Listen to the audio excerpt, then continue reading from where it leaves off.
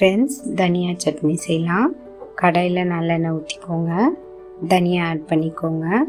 தனியா ஃப்ரை ஆனதுக்கப்புறமா நம்ம நெக்ஸ்ட்டு மிளகாய் சேர்த்துக்க போகிறோம். இப்போ நம்ம மிளகாய் சேர்த்துக்கலாம். மிளகாவையும் நல்லா ஃப்ரை பண்ணுங்கள்.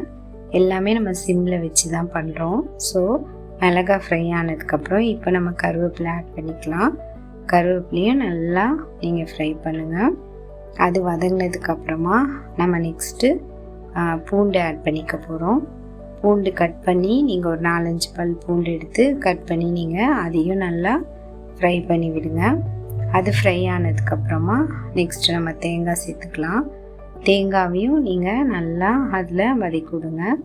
அதுவும் நல்லா ஓரளவுக்கு வதங்கினதுக்கப்புறமா அது கலர் சேஞ்ச் ஆகணும். அது கலர் சேஞ்ச் ஆகிற வரைக்கும் நீங்கள் வெயிட் பண்ணி அடுத்தது நீங்கள் புளி சேர்க்கணும்.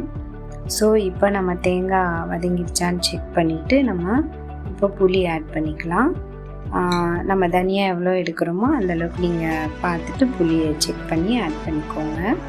இப்போ இது எல்லாமே ஓரளவுக்கு நம்ம ஃப்ரை பண்ணிட்டோம். இதுக்கு கொஞ்சம் எண்ணெய் அதிகமாக தேவைப்படும்.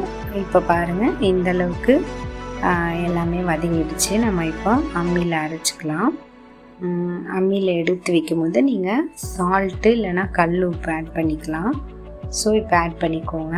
ஆட் பண்ணி நம்ம இதை அம்மியில் அரைக்கலாம். இது நம்ம 2 டைமாக அரைக்க போகிறோம். ஏன்னா இந்த அம்மி சின்ன அம்மி. ஸோ 2 டைமாக நம்ம அரைச்சி எடுத்துக்கலாம்.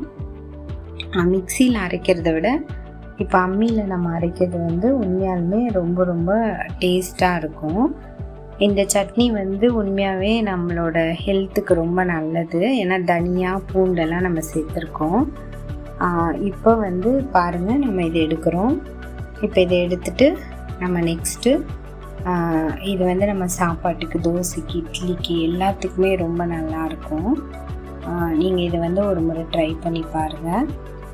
உண்மையாகவே இது ரொம்ப ரொம்ப டேஸ்ட்டாக இருந்தது. நாங்கள் இதை ட்ரை பண்ணோம், ரொம்ப நல்லா இருந்தது. ஸோ அதனால தான் நாங்கள் சொல்கிறோம். நீங்களும் ட்ரை பண்ணி பாருங்கள். பிடிச்சிருந்தா நீங்கள் ஷேர் பண்ணுங்கள். Thank you so much.